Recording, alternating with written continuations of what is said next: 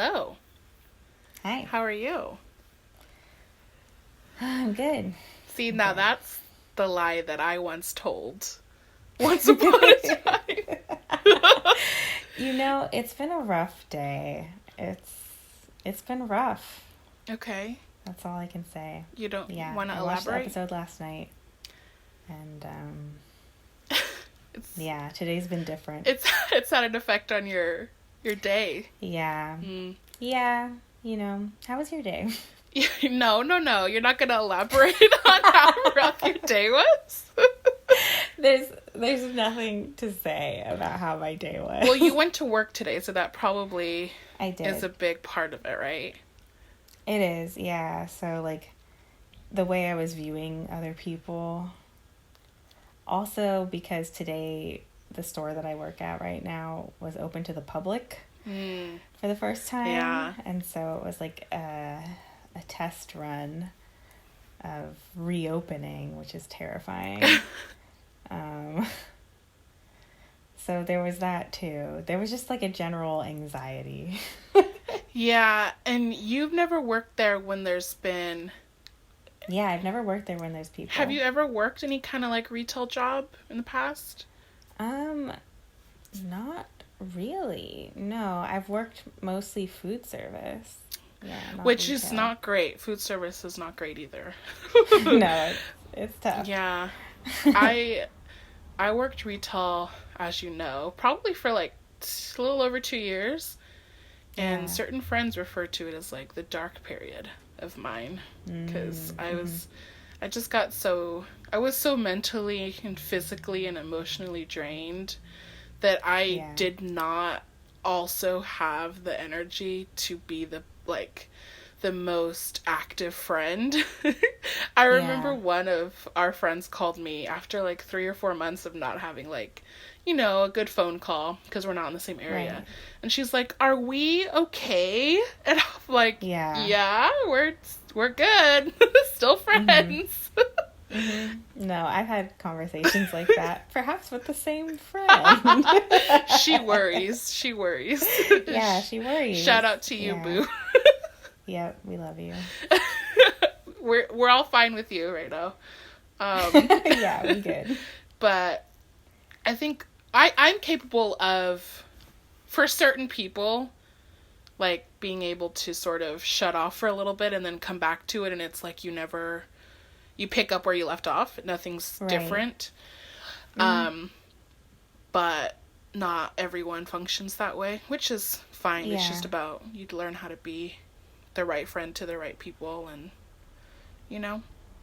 Yeah, it is tough when it's friends you haven't kept up with super diligently and you just don't know the little details of their life anymore, or you don't have as organized a picture of what their day-to-day looks like.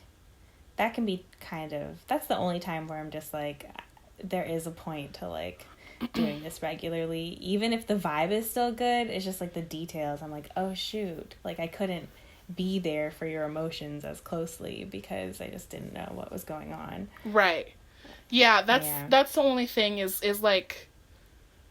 knowing when you need to check in with somebody is important, because when something's happening in their life. That's when the details are important. It sort of reminds me of did you have a MySpace when you were growing up? Yeah, I did. I actually never had my own. I shared it with a friend because my mom said I couldn't have one. So my friend was like, just share mine. And spoiler alert, I eventually changed the password. But she was the worst, okay? She danced with my crush a couple years later. And I think I just had this premonition. Yeah, and I was like, fuck you, I'm stealing your fucking MySpace. But the drama of the top 8 led to so many stresses as an adolescent. Yeah. And it's and it's just know how well you know someone, or how much you talk to them on the phone after school, or how much you talk. What is it you post on their bulletins, or I don't even remember exactly the nuances of MySpace in the day-to-day, but all that stuff was just so much effort. Mm-hmm. And I feel like as adults, you can maintain the strength of a friendship fine for a while. But, yeah, checking in is important. Yeah. Yeah. It's true. We gotta find a place between MySpace and silence. Yeah, between, like, knowing... Because we come from a place where, like, we have all lived together at one point. And you know everything. You know, like, each other's moods, each other's patterns. Like, for instance, when you and I lived together, I would be getting up when you would be going to bed, and vice versa. Right. We lived in constant darkness, no matter what time of day it was. The sun and the moon. Yeah. I am the sun to your moon, my dear. Yeah. And so we just, you get to from that place of knowing each other so well to having to ask about these kinds of things. Yeah, exactly. Being like, oh, when did that happen? Or who is that again? Like, just not having those deets. Yeah, it's funny when that comes back to you, though, when you spend a couple days together in the same place. You sort of remember what it's like to live with the other person. Yeah, that's true. You're like, oh, it's this again. Yeah. But, you know, you get through it. Mm-hmm. So good. Man. So as we're recording this, it's episode 2 has just come out, right? Yes. And what is this, episode 5 of recording? This is episode 5. Okay. Yeah. So we're still So Merry Christmas. Yeah. So Happy New Year. Did you break your resolutions yet? Whoops. How about that vaccine, though, that we're coming up on for this? Yeah, we love that. Yeah, so hopefully we'll get this out to you guys soon, but it's all a matter of time because, yeah, this episode was so huge, so I think we just want to, like, talk about it real quick. Like, just jump into it because there's just so much to talk about. I mean... The episode of the challenge, you mean?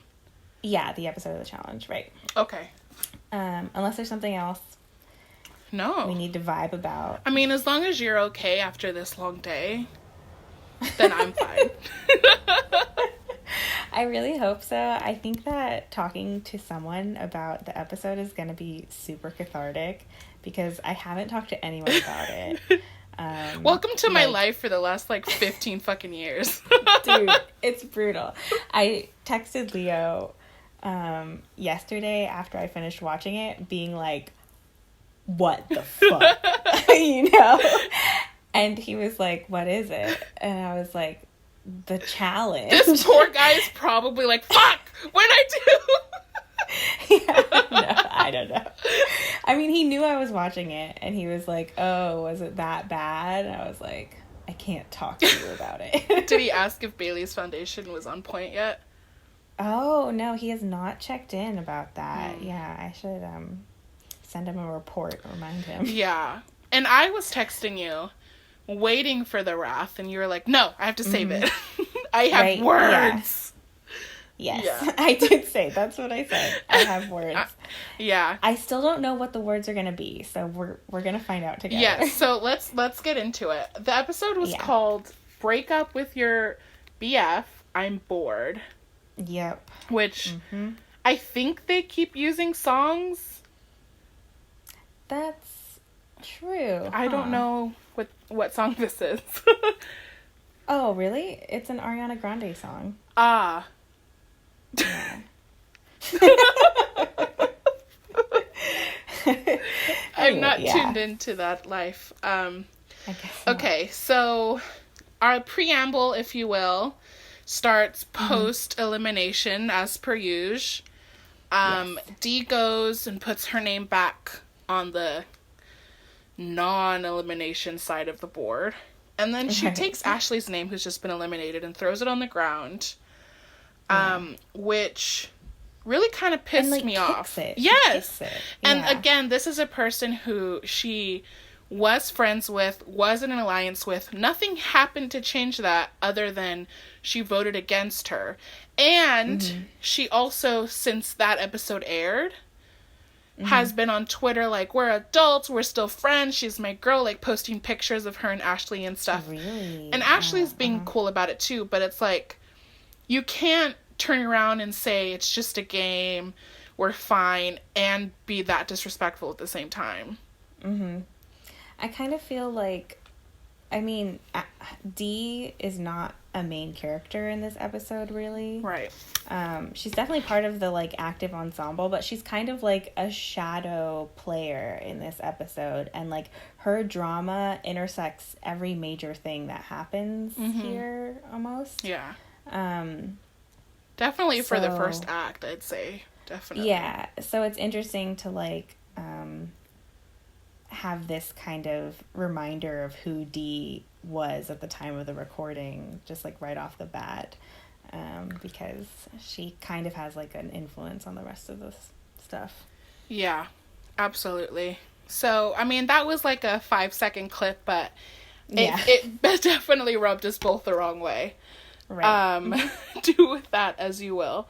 So, Josh and Wes show up on the treadmill. And they're sort of... Well, yeah, so there's this montage setting up the workout scene, right? So, like, the Josh and Wes conversation is important. But I just want to mention, in the montage, there's a moment of, like, Jay doing, like, sit-up crunches. Yes. From, like, hanging on his knees. Hanging by his knees. And I was like, oh my god. I love that you decided to mention that. I need to mention that happened. Yeah, I can feel the J-love emanating off you for sure. And I think it's cute that all the rooks were around him. Yeah. I think Fessy even, like, kisses his belly or something as he's crunching up. Yeah, exactly. There's, like, so cute. They're a like, cute dynamic. little rook squad for sure. Yeah. So they all... This has become an ever-prevalent theme on the challenge. They didn't used to have fucking gyms in the challenge houses. Or if they did, never showed them. And so, but now it's like, we have to have a gym, we have to work out every day. If you're not working out every day, fuck you, you're not on my team. So it's just like this big, like, protein shake infested house. And obviously the guys take it pretty seriously. So. Yeah. There's this, like, juxtaposition of Josh and Wes's differing perspectives, right? Which I don't think we've necessarily had yet on this series. Right. Josh hasn't really been, like, involved in this season up until this episode, I feel like. Right. And this is his third challenge. He has won Big Brother. So, I can't speak to how he did or how he won it or if he's that great or what. But what he says is that he's bringing a unique perspective to the game that hasn't been seen before because of his Big Brother background, which is bullshit. Because, first of all, this series has had 35 seasons. No one's bringing a unique perspective. You could bring in... You could bring in a Russian spy, and it's the same perspective as fucking Johnny Bananas. Like, you just do what you have to do. So Wes thinks Josh is generally just delusional. Yeah, it's so confusing. Like, why does Josh think that this is a thing? He's like, I think Wes is threatened by me. Yeah. And he feels like Wes is gonna try and act against me. Yeah. So I need to act against him first, is kind of his attitude. Right. So they kind of, I think he might have mentions it a little later. Josh is part of a tribunal in the past season that threw Wes in on the first elimination, which was a huge surprise. Someone else was supposed to go in. Wes is a vet. He's chilling. It's the first night, right, of elimination. Yeah. And Josh cinches the vote of, Wes, I'm throwing you in just because you pissed me off. They had, like, an argument earlier or something. And Wes ends up going home.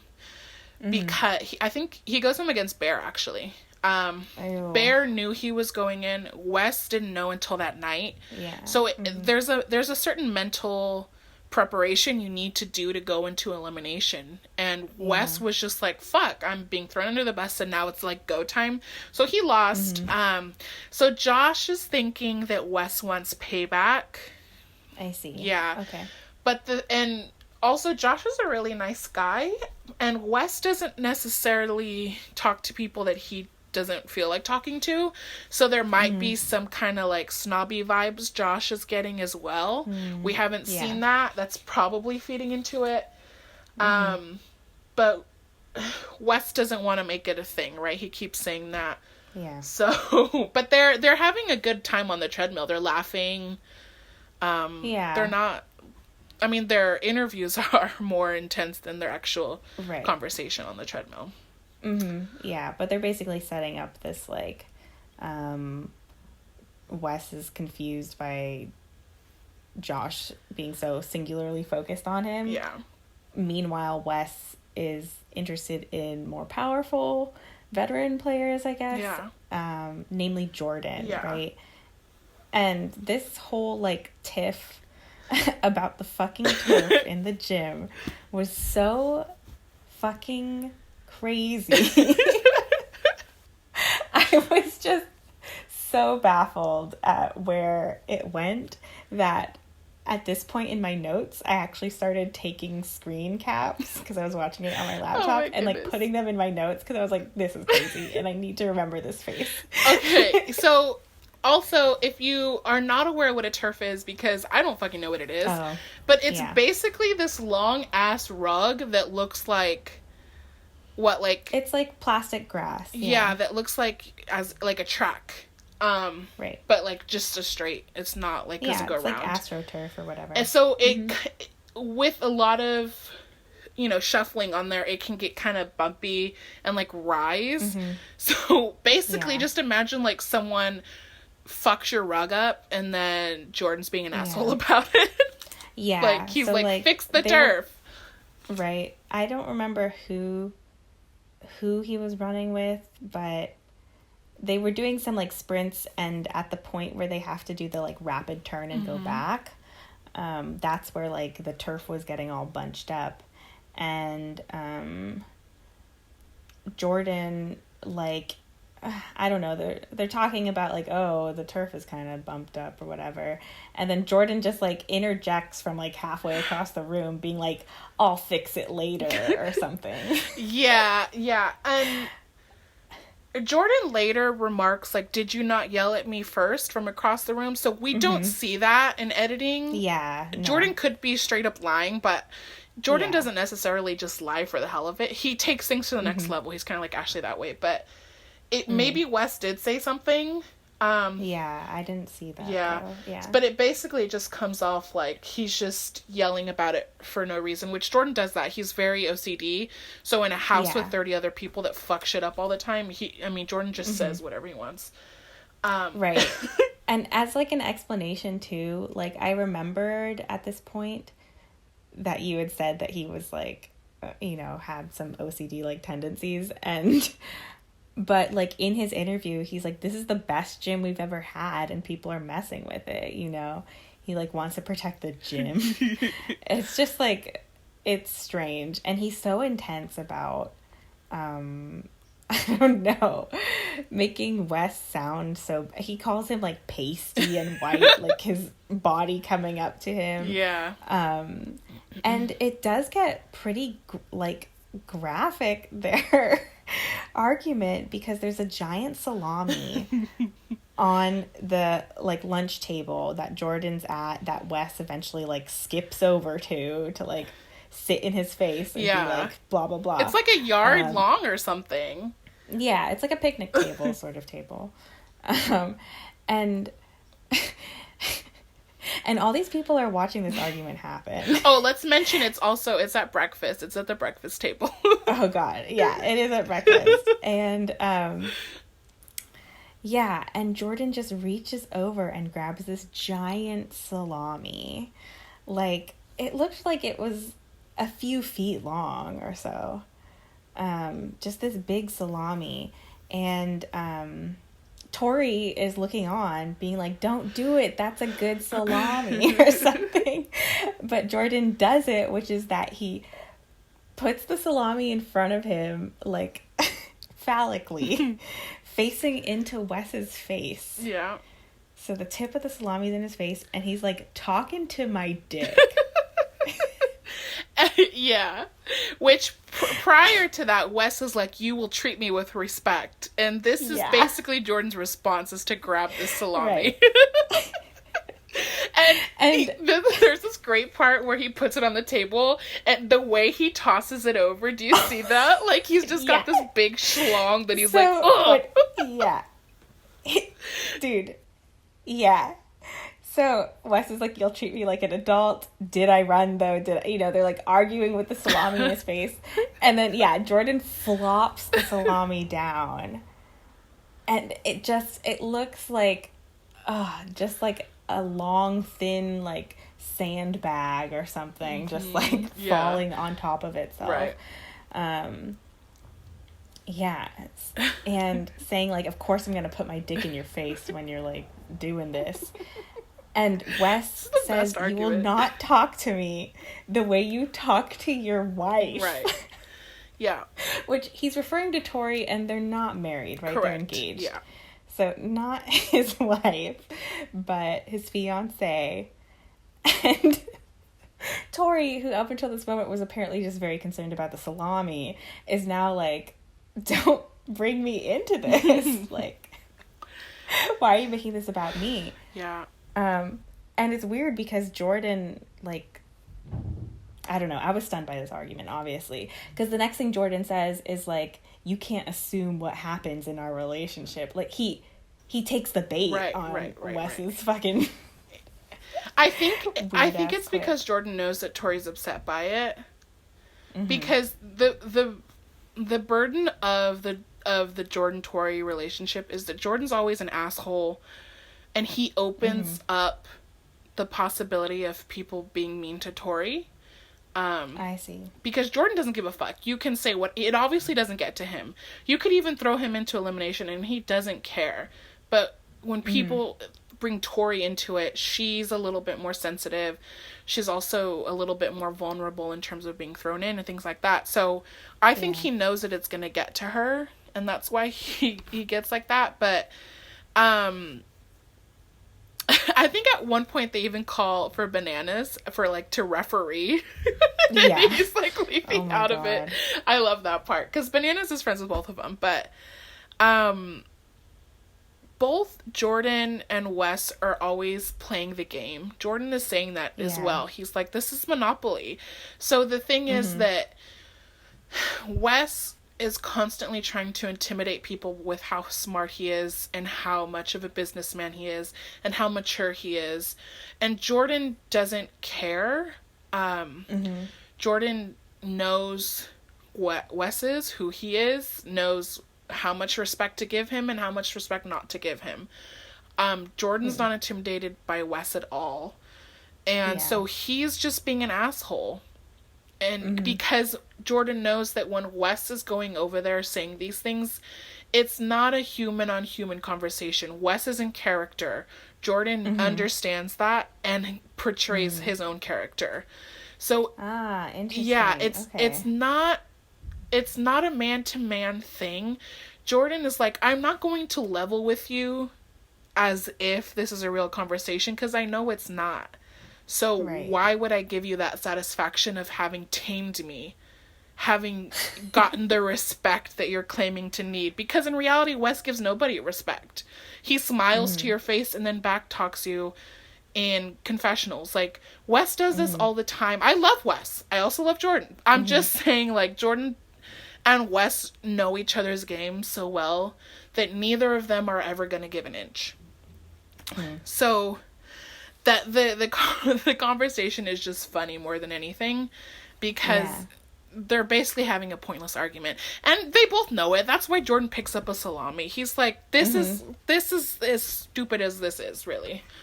Okay, that's good to know, because I feel like, I was just like, what is going on? Like, these people are like unintelligible. I Right. don't understand. Yeah, and so that makes a lot more sense. People will start arguments and will hit as low to try and break you mentally. And so when you learn to deflect everything and give it back harder, you're sort of mastering the game. So Wes was trying to bait Jordan with that line.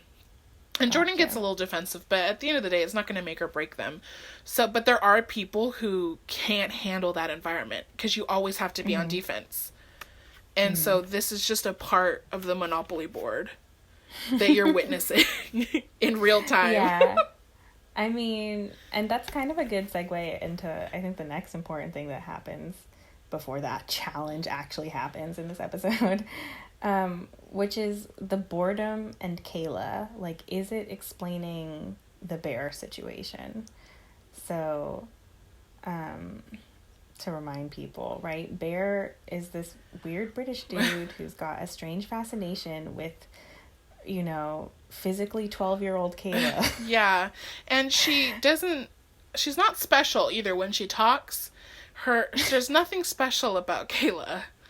I'm confused by Kayla, yeah. But, so there's, the next thing that happens is, Jenna having this kind of check-in with Kayla, and they're both in the alliance with Nani, right? Yeah. This is They're the Holy Trinity. The Holy Trinity. Okay.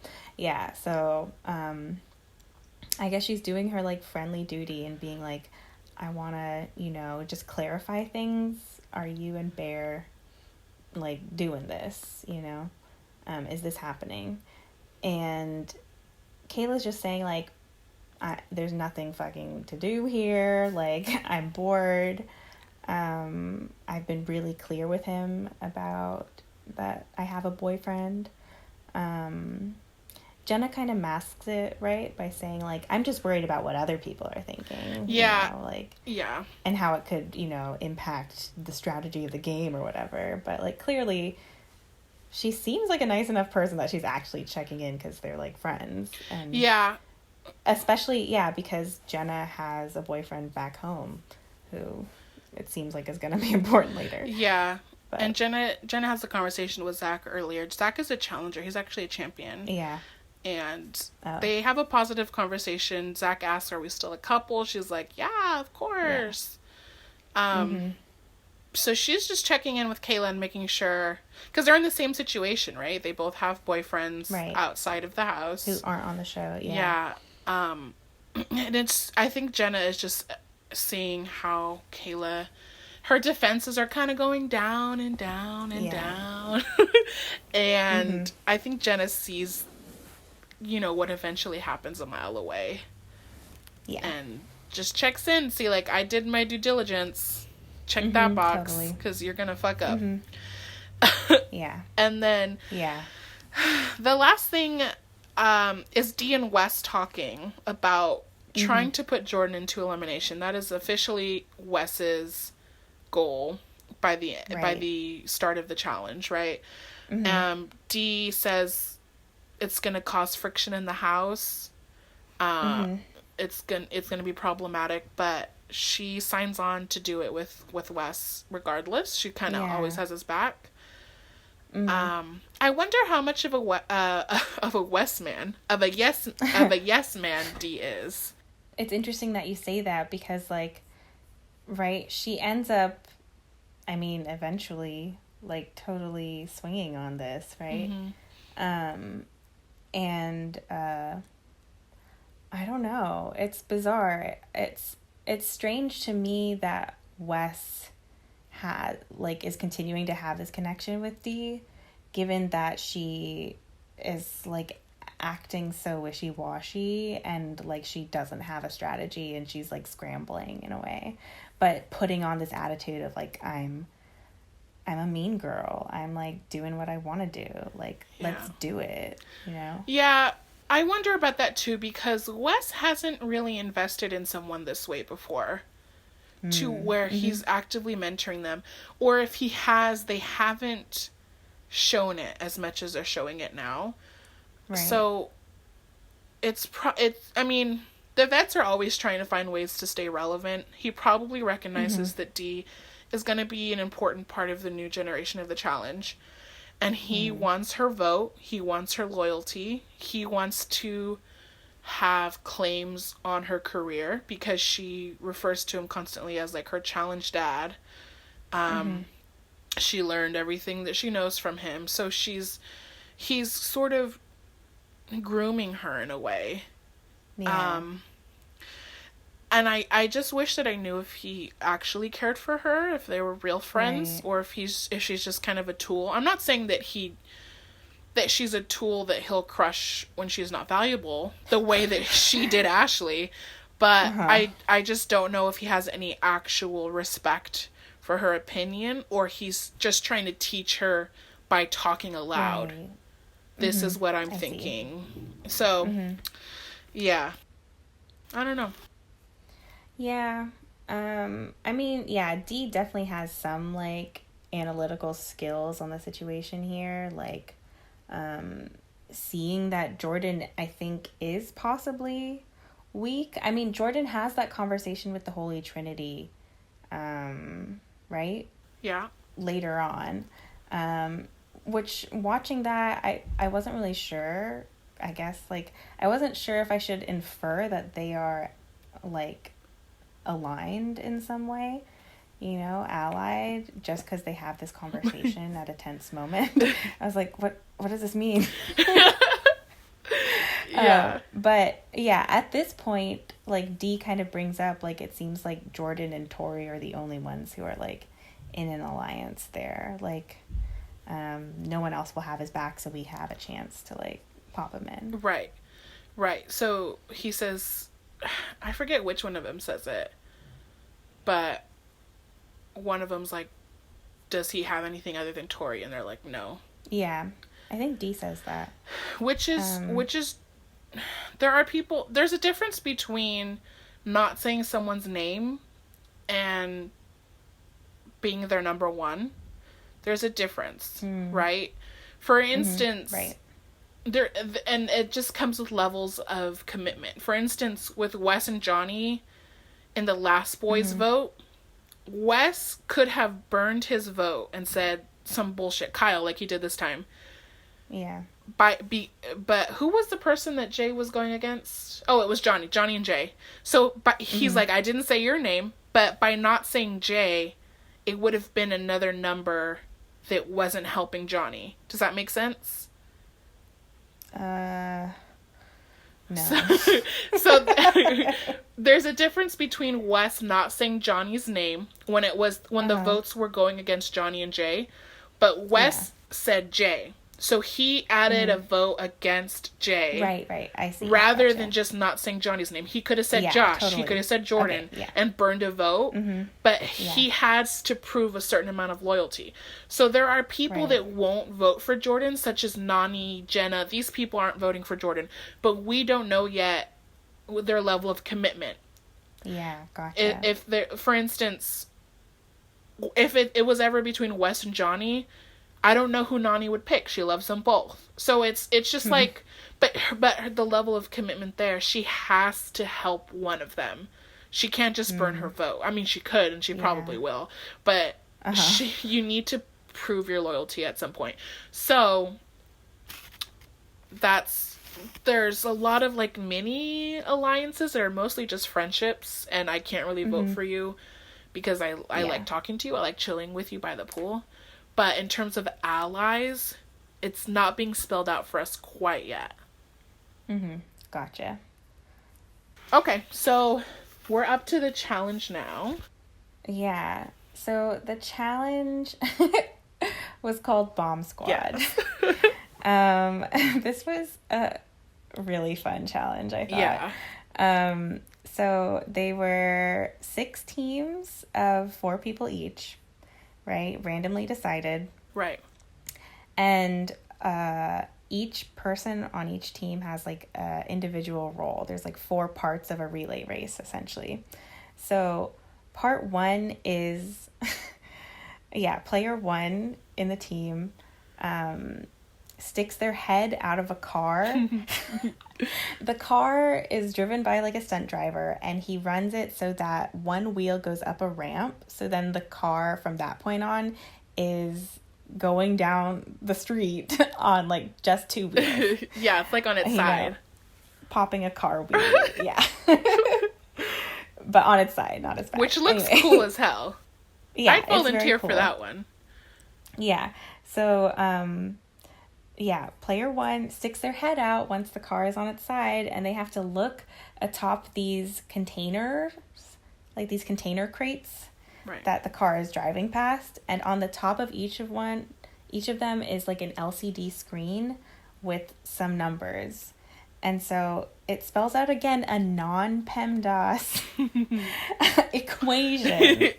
A non-specified in PEMDAS equation.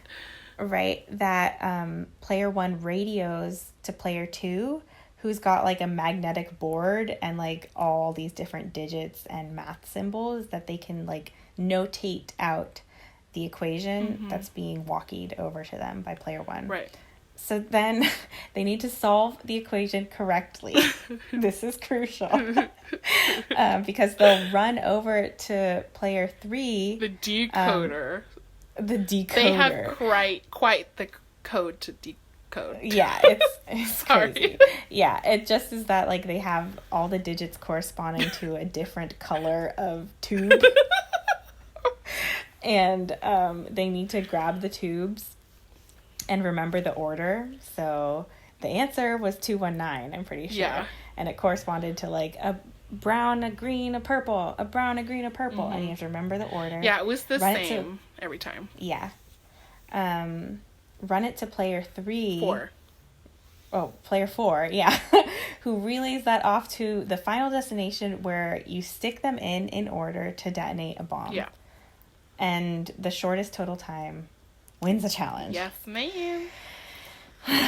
Okay, so it's like a relay race. Yeah, it's fun because you sort of have to pull your own weight, and you get to see individual people go and be on this team. So that's what the fun part. Right. You can hide. And and the team members can choose who does which role. Right. Right. So they can strategize there. Although I think some of their strategies were off, but yeah, clearly. So team one is Wes, Jay, Kayla, and Nani. Right. And the boys let the girls do their running positions, which is fine, but in a misogynistic challenge world, guys usually run faster and will say like, I'm running, fuck you. Yeah. So, but probably Jay Rook is probably like, I want to be in the car, right? That's what I would fucking do. So he's in the car. Wes is like, I'm the only smart one here. I'll solve the equation. That's basically what happened. And I think Nani might be third. Kayla was third. Kayla's third. And Nani was supposed to be the detonator. Okay. So... But as we can see... Yeah, we never even get to see that because Jay misses the first fucking number. Or the first part of the equation. He doesn't even see... it's like 85 divided by 5. He doesn't see it at all. I think... He said the divided by 5, but like... No, I think that was... missed... Really? I think... No. The first thing he says is times 10. Someone else in the future says divided by 5. Yeah. But the challengers are kind of commenting on it, right? They're like, oh, it's on top of the containers, not on it. Yeah. I think they thought it was going to be like written like in graffiti or something across this fucking bullshit.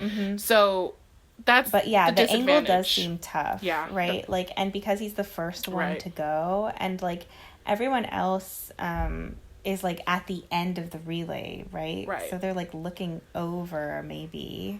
Right. I'm not really sure like what the audience is looking at. Clearly the audience can't see the equation because it's the same for all the teams.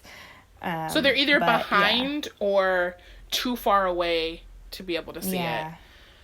But like what's clear is that like it does seem like there is some advantage perhaps to going later. Yeah.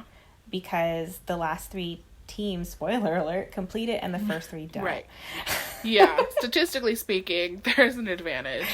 Yeah. So they're at least close enough to be able to see that it's on top of the containers. Yeah. So by J. Yeah. Without the first equation, you're just not going to get it right. Even if you bullshitted, you're not going to get it right quick enough. So they don't continue. Yeah. Team 2 is Bananas, Bear, D, and Tori. Bananas in it for the long haul because of the fun stuff he gets to do. He's in the car. Yeah. He's going for the experience. Bear is obsessed with this walkie-talkie. Yeah. Misses the first number. He gets the divided by 5, but he misses the 85. Right. And at the end, Bear's so cute. He's like, repeat over. And I'm kind of amazed that Johnny can't remember these like 5 numbers. Right. So yeah, the equation is 85 divided by 5 times 10 plus 56 minus 7. Yeah. So there's in total 4 signs that you have to see. Right? 85 divided by 5 is the first one. Yeah. And yeah, so Bananas is saying like, hey, Bear, keep the radio clear. Like, I don't want you to not hear me because you're talking or something. Yeah. Which seems to be like a very important strategy. Right. And something that I would not trust Bear to not fuck up, basically. Yeah, I don't know why he got the math part. He was probably like, hey, I'm good at math. I passed my A-levels with the whatever the fuck. So, yeah. Bear asks him to repeat. Bananas can't remember the first thing. He's like, I don't have it. And so the girls, Kayla and Dee, are like, what's going on? Like, why aren't they progressing? And they just, they couldn't get the equation. Same result as team 1. Yep. I also actually want to state that Kayla's a little upset because this could be an incentive for people to vote for Bear, right? And she's like, I would miss him. He makes me happy. She literally says Bear makes me happy in her confessional. She was like, ew, he makes me happy. Like, when she realized it, she was like, ew. Yeah. But I don't know, like, also, when was that recorded in reference to what happens later in the episode? Right. Because, like, yeah, it's not that believable, Kayla. I don't know. Disingenuous for sure. Yeah. It's all, Kayla's ill. The whole thing is ill. Team 3, Nelson, Rogan, Maddie, and Big T. Yep. Who's in the car? Maddie. So, Maddie's in the car. Maddie. I liked what she said. She's like, I'm tall. I've been hanging out the car telling boys my number like my whole life. Yeah, exactly. She's cute.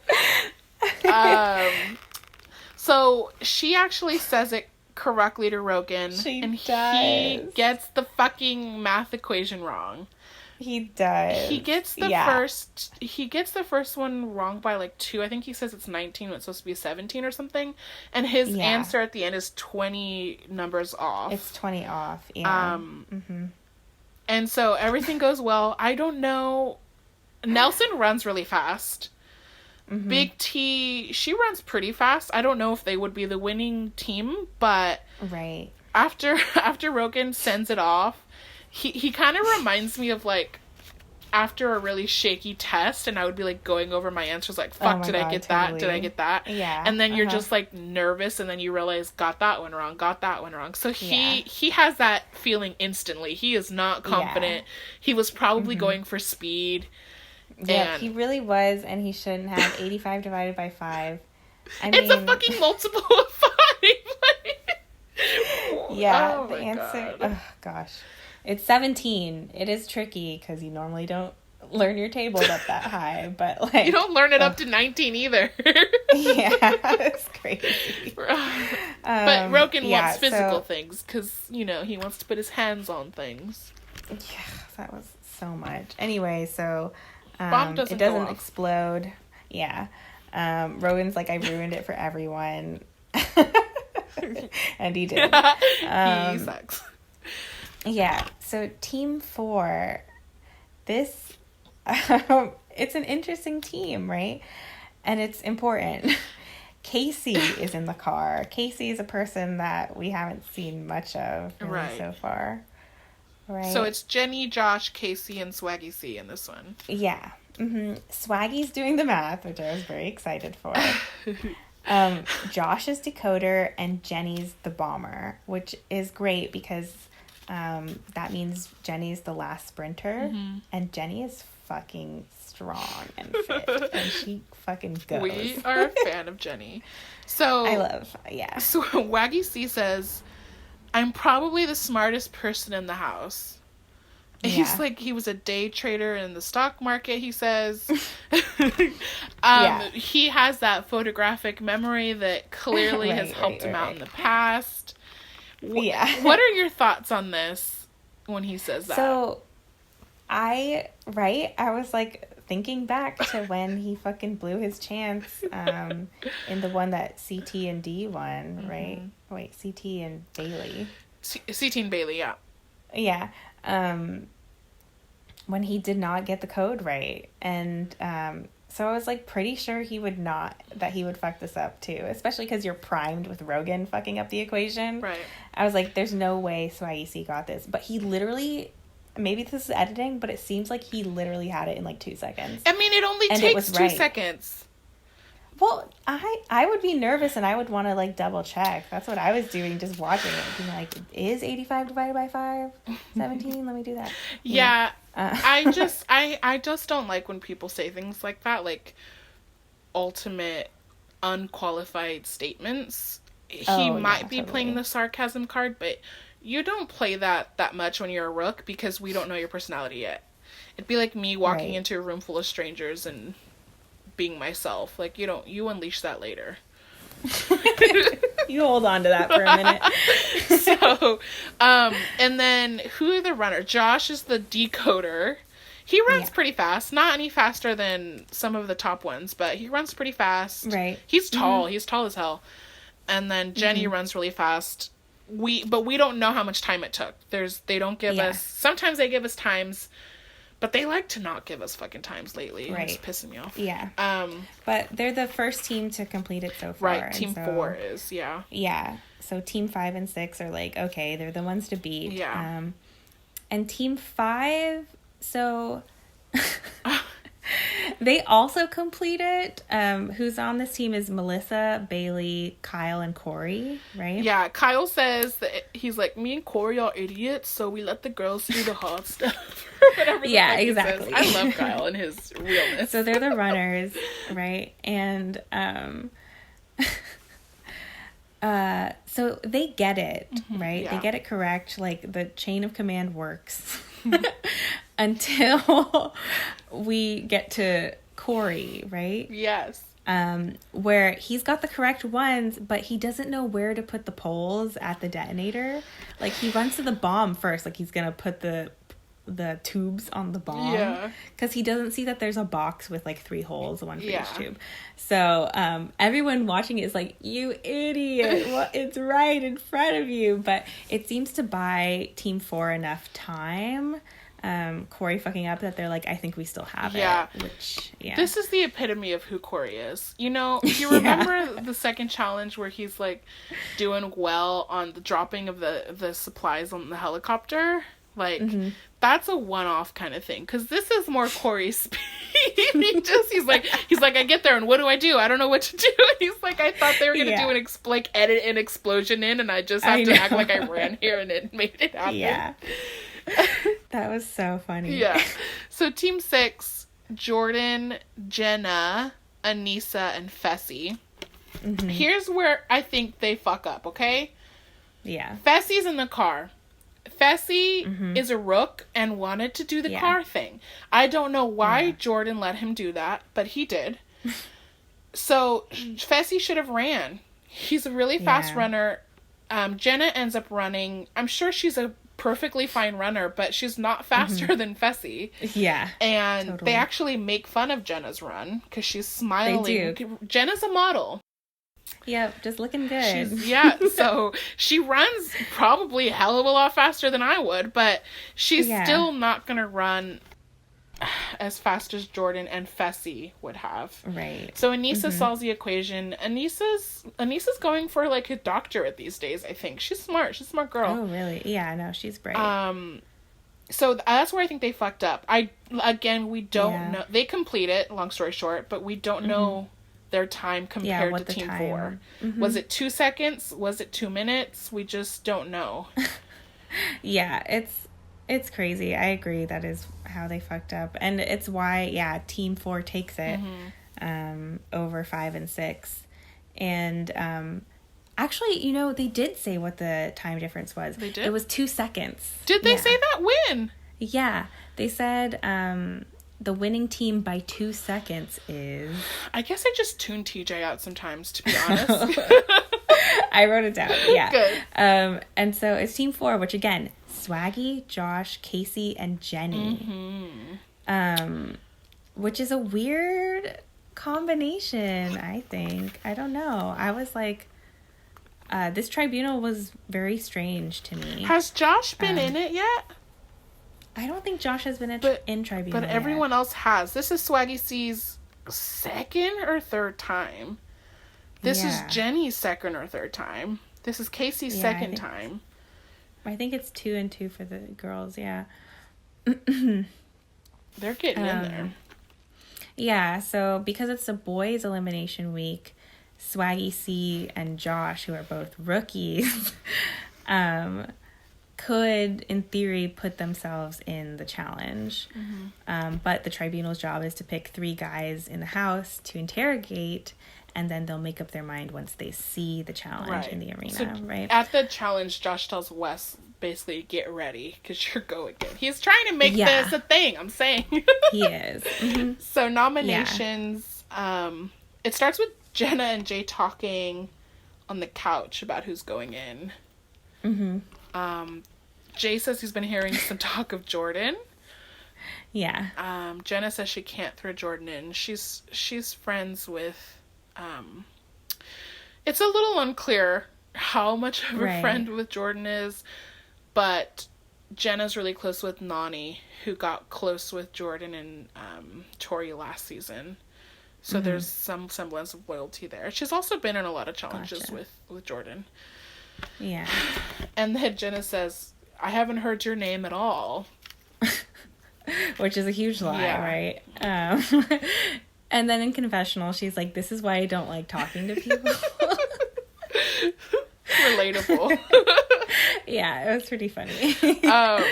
Yeah, and then Jordan is in the hall talking with Bananas and the Holy Trinity about, like, Wes's campaign to throw him in. Right. Which he's not worried. He basically says, like, if it's my time to go in, then it's my time to go in. He doesn't really care. He's even fine with going against Wes. He's not scared. And that's the thing about Jordan. You can throw whatever the fuck you want at him. He doesn't give a fuck. He's not scared. Yeah. And something I noted is that when he was talking about possibly going against Wes, he was like, I will make him my bitch. And the way that he said that struck such a chill in me. Ooh.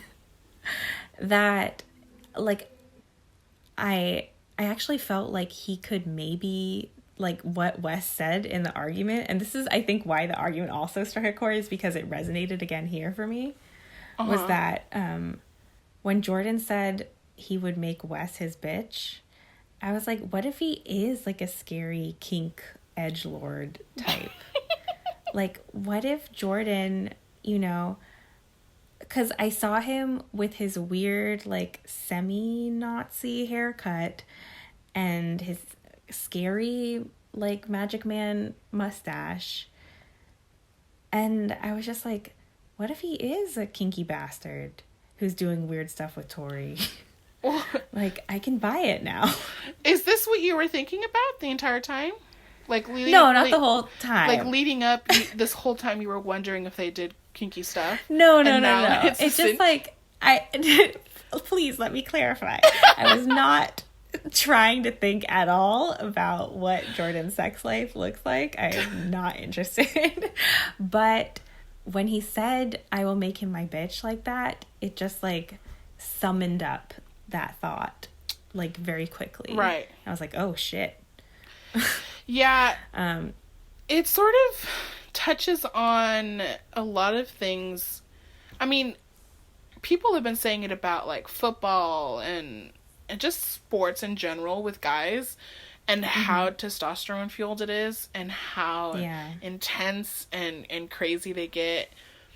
I mean, it's all almost homoerotic in how much they want to put their hands on each other and roll around and make the other one their bitch. So, I mean, there's an argument to be made for it, for sure.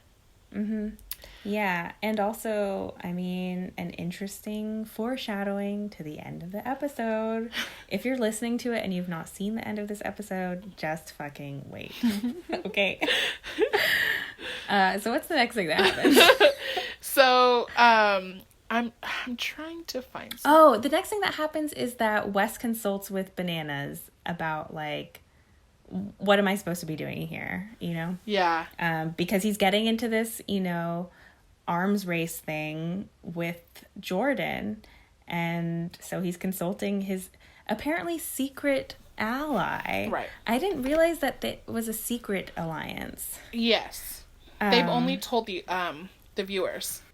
Yeah, that's right. So Nani goes in to plug in her hairdryer in this random living room and interrupts this, like, argument between Wes and Bananas, supposed enemies or whatever. And she just, like, gets a vibe. She's like, you guys are acting fishy. Yeah. She says she's on to them. Yeah, she tells them that she thinks something's going on.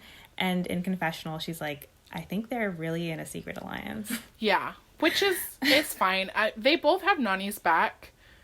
Yeah. It's one of those things where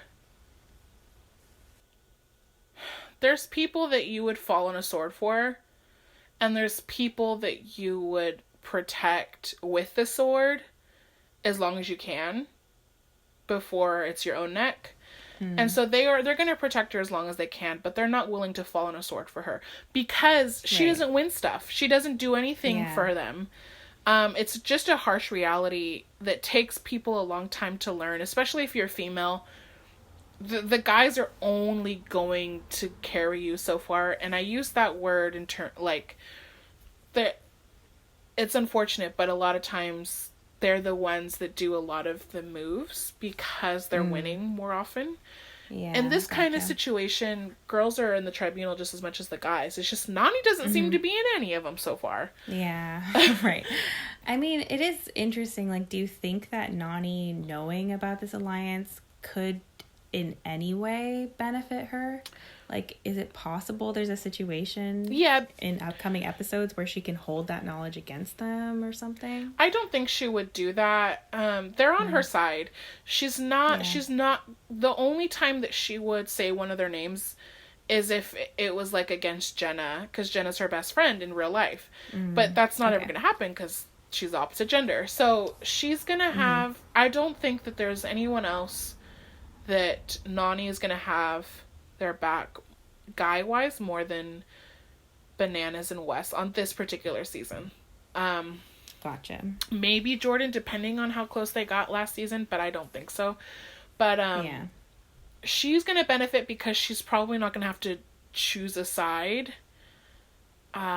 She normally lands on the side of Bananas in an alliance mode, just because she can trust Bananas and what he says more than she can trust Wes in the game. But she doesn't have to choose if they're aligned. So yeah, but she's letting him know, like, I'm not stupid. She's also opening the doors, like, come to her if you need to. Let her in on it. Yeah. I'm wondering if anybody knows. Is it completely quiet? Yeah. I don't know. Has Wes told Dee? I don't think so. Yeah, they haven't, like, fleshed out the details of, like, how secret is this. Yeah. You know? But essentially, during the conversation, Bananas warns Wes against throwing Jordan in. He says, calling out a player of Jordan's caliber basically is just stupid. Which is true because Jordan has lost only one elimination in his career, and it was against Johnny Bananas. very early on, his second challenge. Gotcha. He has never lost anything else. So yeah, he's going to come back scary. and be mad. Yeah, he does seem good. And yeah, I think Bananas unfortunately gives good advice. Unfortunately for me, gives good advice here. And it's like, you gotta stay back and let people like play their dumb things out right now. Yeah. Yeah, and it's just a bad idea to rile them up. So, you know, yeah, the house meeting happens next. Yeah, so Wes burns on Kyle. He does, yeah. He kind of acts like he's talking about Jordan. This guy's a piece of shit, blah, blah, blah. But he burns on Kyle, who is not amused. Right. Yeah, and so all the guys kind of go in a circle, starting with Wes, who burns on Kyle, of who they're voting for, and Nani's the one who suggests it, right? Yeah. Like, the guys should go first because it's the guys that are up. She wants them to show their dicks. She wants to know. Literally. Yeah. Yeah. She wants to see the sausage again. But but they also want to know, are we doing Jordan or not? Nani wants to know how, not that she's going to vote Jordan in, but in order to counteract something, you have to act fast enough. So she just wants to know what's going on. Right. Yeah. And so, right, Wes burns, which basically, right, because Wes doesn't vote for Jordan, that means D isn't going to vote for Jordan. Right. So it starts setting up this situation. Bear gets a few votes. Yeah, Bear gets a few votes. So first by Nelson. I loved this. Nelson was like, no, I'm still mad at Bear about the fire extinguisher. And I was like, yes. Like, you know, I don't know if Nelson has a honey at home. I don't know. But he might be kind of annoyed that some really hot chicks are giving Bear the time of day, and perhaps they're not flirting with Nelson. That's all I'm going to say. Because he's literally the only one that's like, what the fuck, guys? Yeah, he was really mad, and it does seem like you could be right, because he's actually kind of mad at the girls when he explains this. He's like, Bear disrespected you guys so bad, and he put you like in harm's way health-wise. Right. Because it's like a gross, fire retardant. You know, Nelson, you weren't fucking saying that when Ashley was throwing a tizzy. Yeah. It's funny that this is, his dramatic reveal. So, right, Jay also, goes for Bear, but Rogan is the first one to vote for Jay, right? And Jay Jay already kind of knows it's going to be him. Yeah. So Bear, of course, votes for Jay, Johnny, Kyle. Fessy goes for Bear. He's, like, staying with the Rooks on this one. Yeah. Jordan voted for himself. I feel like he's been doing that for a few times now. Yeah. He's like, whatever, guys, I'll go in. Right. He did give an explanation why he's like, Bear's like a brother and Jay has earned it. Yeah. But he just stays out of it, which is stupid. And then the girls basically turn on Jay, right? Yeah. So this is a situation in which because a lot of times sometimes they don't say Jay, right? He's a nice guy. They all seem to be getting along with Jay. Yeah. They also have a heart more than the guys do, and they're like, he's gone in already. Right. But twice. If they are, who are they gonna say if not Jay? They have to piss somebody else off, and they're just not. There are no Rooks to go for, and they don't want to go for Fessy because everyone's scared of Fessy. Swaggy C's in the tribunal. So is Josh. Josh isn't a Rook, but you could go for Josh. Yeah. They like Bear. Bear's a good scapegoat, but they like Bear, so they have to do Jay, unfortunately. Some people look him in the eye. Maddie looks him in the eye. I'm sorry. It sucks. This is bullshit, but I'm voting for you. Yeah. Even Dee votes for him. She won't even fucking burn. She's a bitch. I was so mad. The progression of our D dialogue as these podcasts have gone on. Well, that's what I was saying at the top is like, Yeah, Dee in this episode, she's seriously, like... showing her dick. I don't even fucking know, because, like, right, long story short, Jay Rogan elimination, which is her two dudes, right? Dee is, like, the center point, in theory, of what happens in elimination.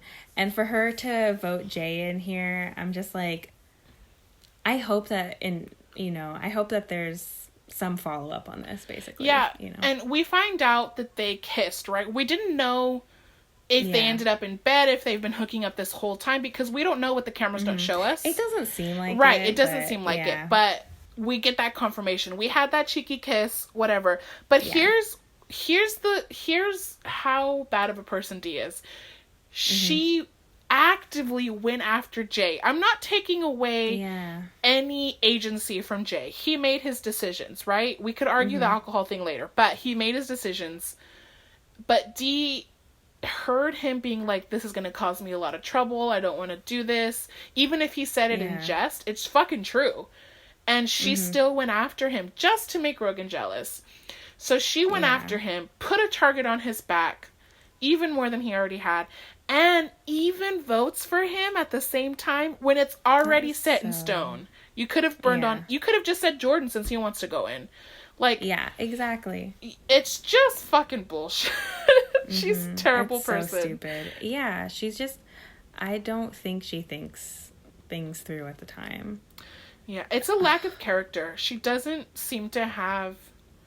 She only has a conscience when it's attached to people with value. For some reason. Yeah. You think if Rogan wasn't capable of winning shit, that she would be this loyal to him? Exactly. No. Yeah. Yeah. It's so fucked up. And Jay has, like, a little moment, right? So you can see, like, I actually screen capped the moment where Maddie is, like, looking him in the eye and being like, I'm voting for you. And just, like, he's not angry. He's so resigned. Like, he's just got these, like, dead eyes seeing what's happening. And he, like, flares up at the end and in confessional being like, I wrote down, everyone's playing so scared and it's so boring.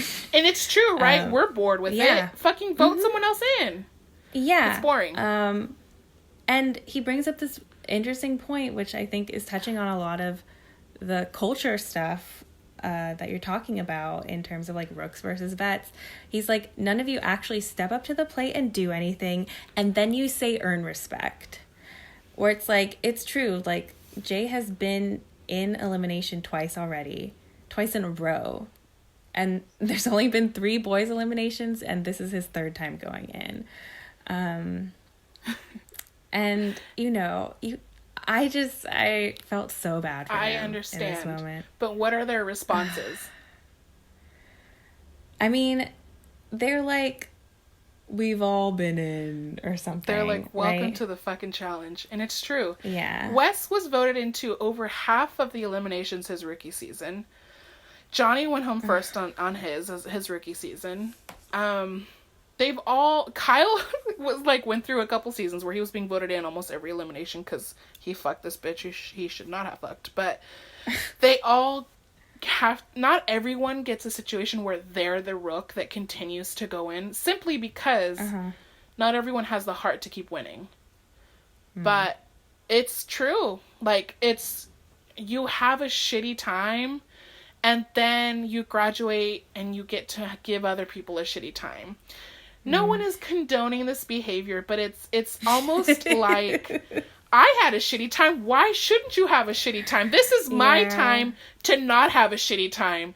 So fuck you, you're going in. Like, that's... So both sides are understandable, right? Jay is so dejected. He understands that this is going to constantly happen until he goes home or until it's the final. And there's nothing he can do about it. No matter how many conversations he has, deep conversations, making friends, there's nothing that's going to change the tides. So, but at the same time, it's kind of the nature of the challenge, and you understand that part too. It sucks, but at the same time, my dear, champions, careers, reputations are made on the people that survive being thrown in a lot. Some of my favorite challengers are people that have done this. Wes has a huge reputation based on that first season he did, where he went in all the time and he came out all the time.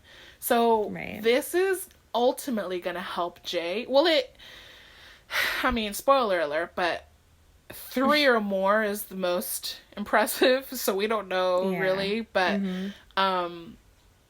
this could lead to us calling him back and remembering him more, even though it sucks in the moment. Yeah. So, yeah, it's pretty tough. I felt, like, pretty bad for Jay. And then it just jumps to this party scene, right? There's a party at this weird dungeon bar. Ah, perhaps Jordan's dungeon. Right? Exactly. It's creepy. And, like, the song that they played was I Find You Freaky. Yes.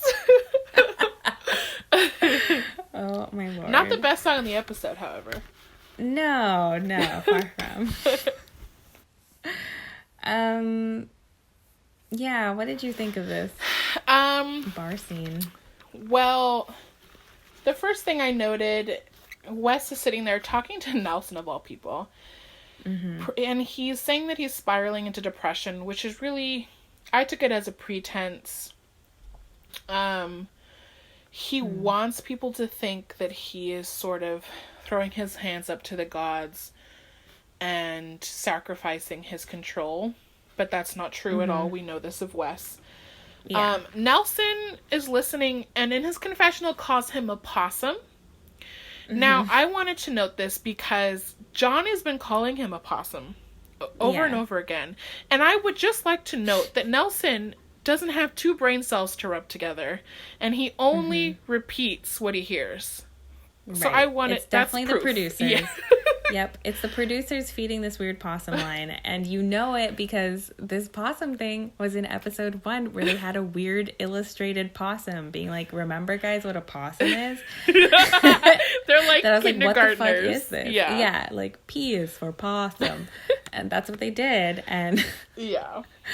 I guess the possum is very important this season, unless they do this every season Wes is on. No, they do not. Wes is just a fucking possum. They're basically what they're saying is Wes isn't playing this crazy offensive game. He's laying low. That's what they're trying to say with possum, which he doesn't normally do that, but gotcha. The next thing is this conversation with Jay and Swaggy C. What do you think of that? This was sad for me. Your little sighs. So, yeah, it's the 2 rooks. It's Jay. It's like, I think Swaggy's like, I don't know how much he has left in him or something, right? Like, Jay is so dejected here, and he's feeling like super, it seems isolated, right? He's saying like all these people are fake, but then he kind of turns it into a positive. So, like, that's why I'm going to fucking enjoy tonight because I'm going into elimination tomorrow. And I'm like, Jay, pouring one out for you, buddy, because I know. You, like, you still managed to, like, have a good time that night, and that I can't imagine. Yeah.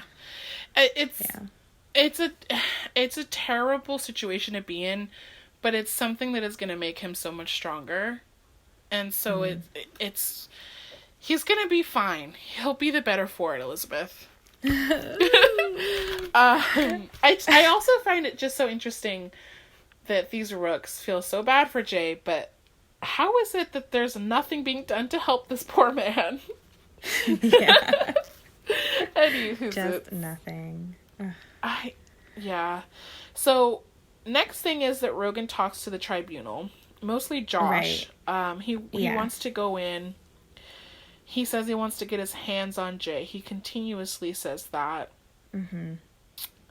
This is basically like we're putting together the case. We are the lawyers prosecuting Rogan. Yes, correct. Actually, come to think of it, I wrote a few bullet points of how I was going to persecute him, so. Yeah, right? Because he tells people at this dungeon bar, like, I'll have his head on a stick. You know, just like that's violent language. That's overkill. Like, let's not. But he does his politicking there. I have so much to say about Rogan, and I just do not know when to unleash. Right, at the end, I know. But... Let's do a little bit right here, because I do want to ask you, do you think D is actually motivating this for him? No. Do you think that okay, thank you. Yeah, what's going on here? Maybe a small percentage.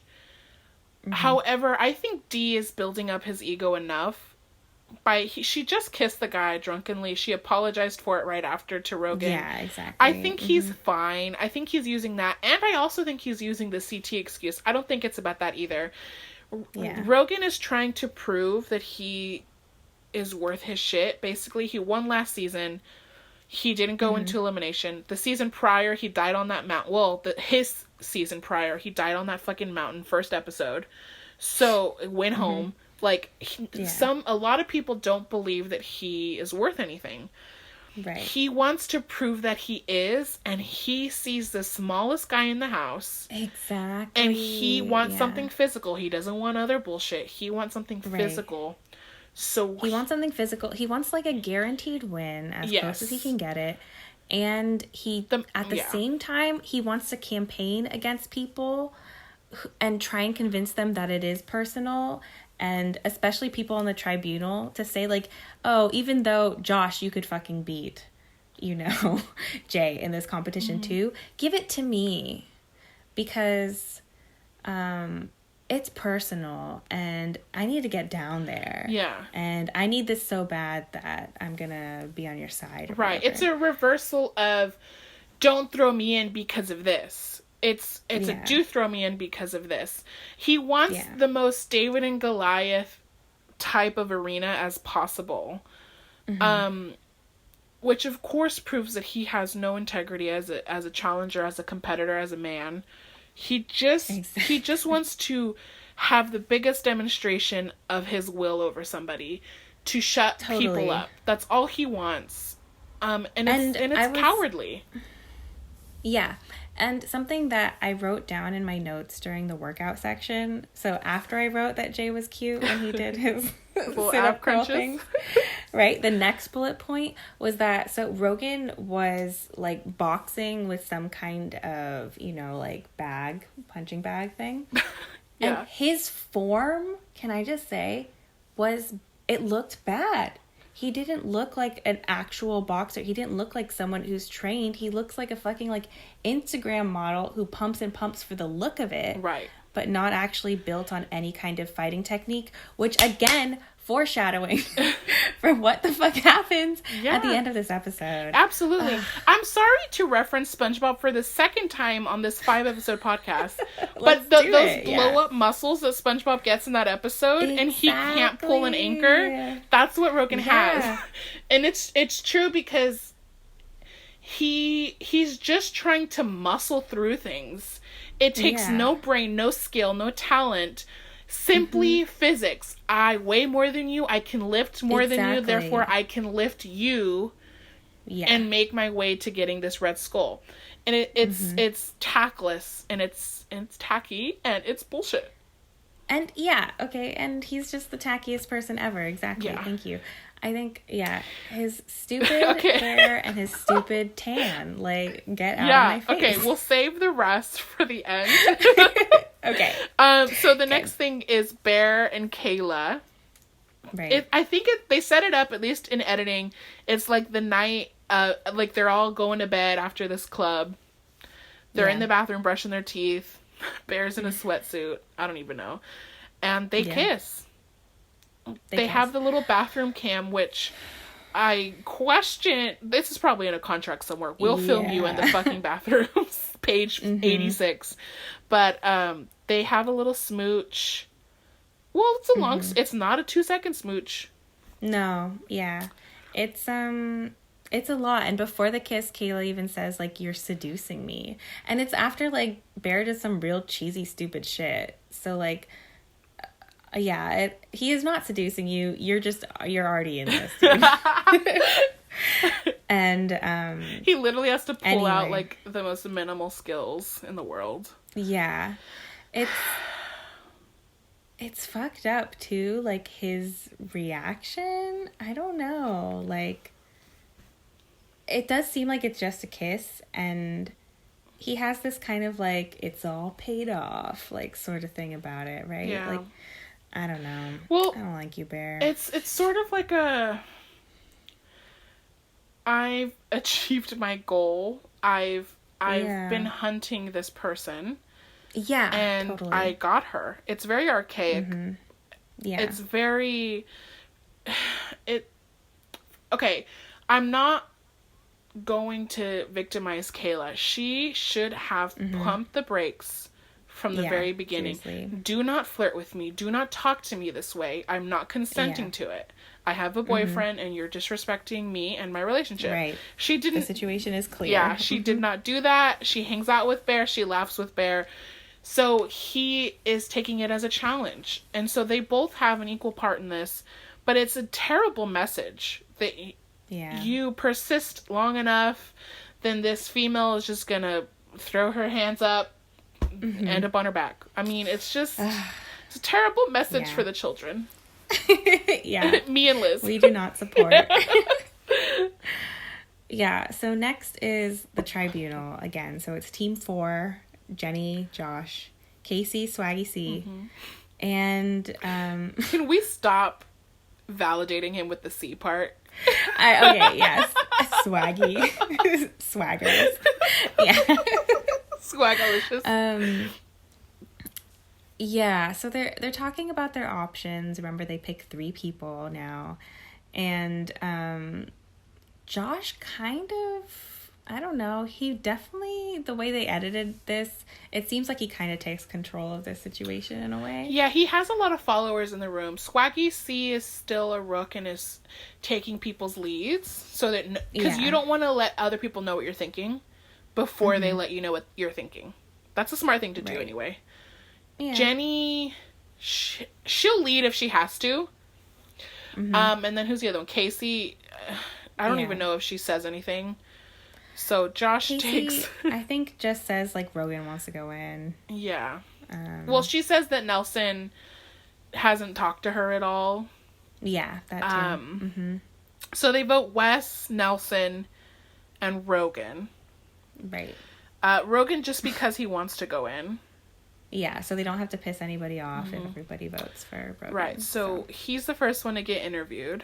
And he's very clear that he's like, if it's something physical and I say yes please, like, it's completely conditional. I better give you the nod and the wink and then you let me in. Like, he's such a coward.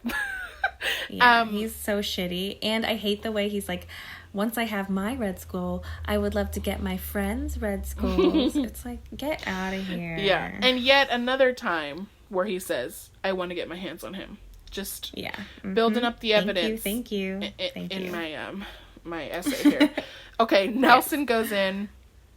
This is, what is this, like the second or third time Nelson's been in the tribunal? Yeah, it's the second, because he blew up the week before. Nelson. So funny. So Nelson's the other part of Corey, basically. Yeah. But Corey's nicer and friendlier and talks, he has a different energy than Nelson does. So people would basically say, like, we haven't talked with you, we don't know where your head's at.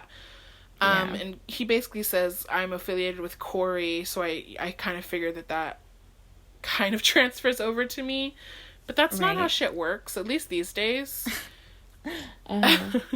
So, and they ask him, are you aligned with Wes? They seem to have that impression. But I guess maybe they kick it sometimes? I don't know. I mean, they were at the bar hanging out together, Wes and Nelson.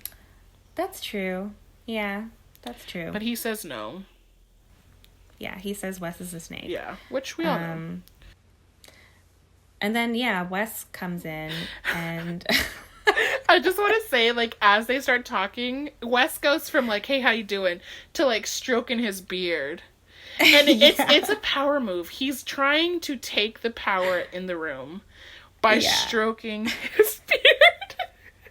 It's so unnecessarily intense, this thing that's happening with Josh and Wes. It's very cartoony. It's really weird.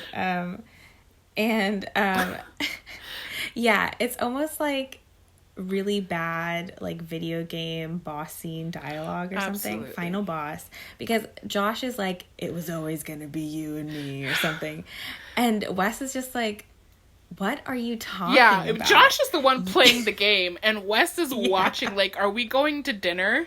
Like, can you turn your game off? Yeah. It was so weird. Like, he was like, and he was saying it in front of the rest of the tribunal, too, being like, I will never come for you because I don't care about you. Yeah.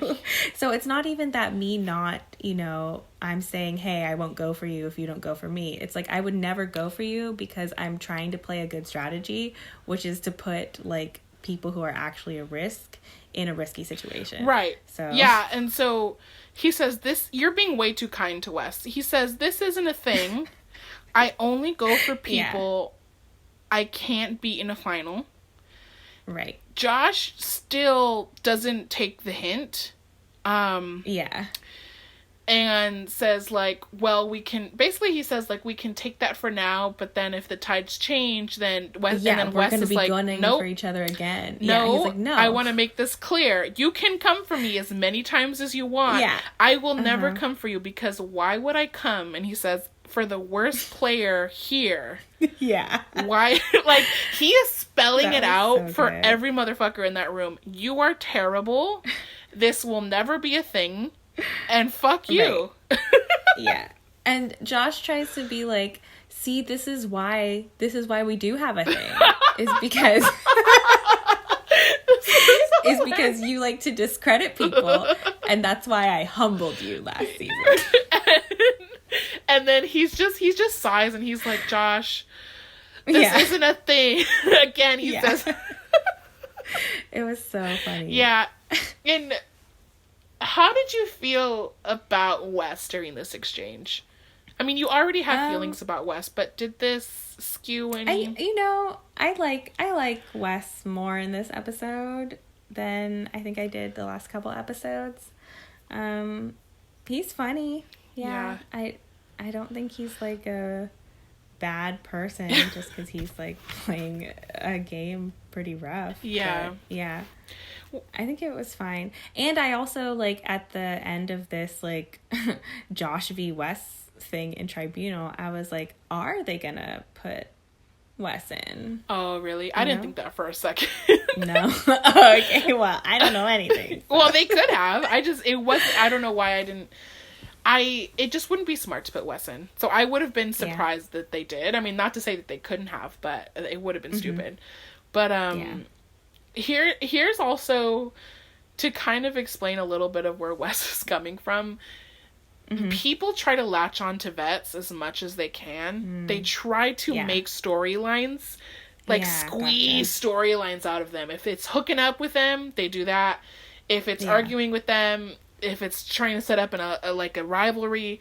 So people constantly are doing this to them. And Wes is just trying to make it as clear as possible. No, I do not consent to this storyline. Yeah. Gotcha. I do not consent. I mean, it would get annoying. Because, I mean, every one of these motherfuckers is trying to make a storyline having to do with them. True. And it would get exhausting. Yeah, I can believe it. That makes sense. Okay. And the next thing, Jay is on his little top bunk. Yeah. And Rogan walks in. Well, Kyle tells him who's in Tribunal and says, Rogan wants it if it's physical. Rogan walks in and says, Jay says, why don't you want to just go in regardless, physical or not? Yeah. What did you think of that exchange?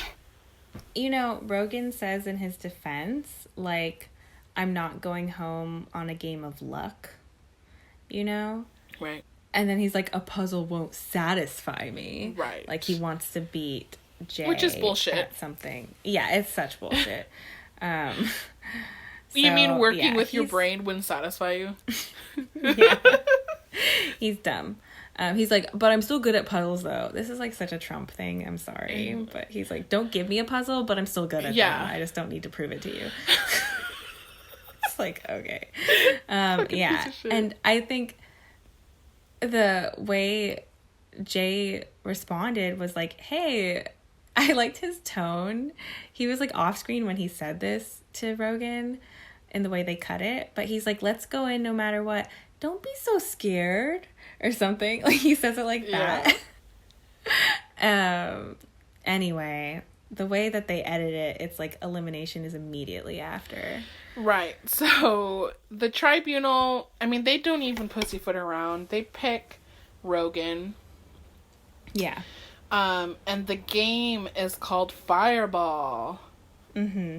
Yeah, so it's pretty obvious, like, walking into the arena that it's gonna be a physical something, because it's basically just, like, a rope laid out in a circle on the sand. So it looks like a fucking judo match or something. Generally, when you have a circle rope, a circle that is a rope, it's a headbanger. Yeah. And they are commenting on that as they walk in, that it's gonna be a headbanger. Mm-hmm. Yeah, exactly. So they all go Rogan. Then there was a commercial. But yeah, so the next thing. Did you write that in your notes? Fuck you, commercial. I did. Yeah, I was like, fuck this. Because I was also seeing that there wasn't that much time left in this episode. Right? But they're explaining the rules of Fireball, which. So it's basically. So the entire time there's a ball on fire. Okay. Sorry. Okay, let me start. Let me step back 2 steps. Played this game. This is an old-fashioned challenge game or elimination game.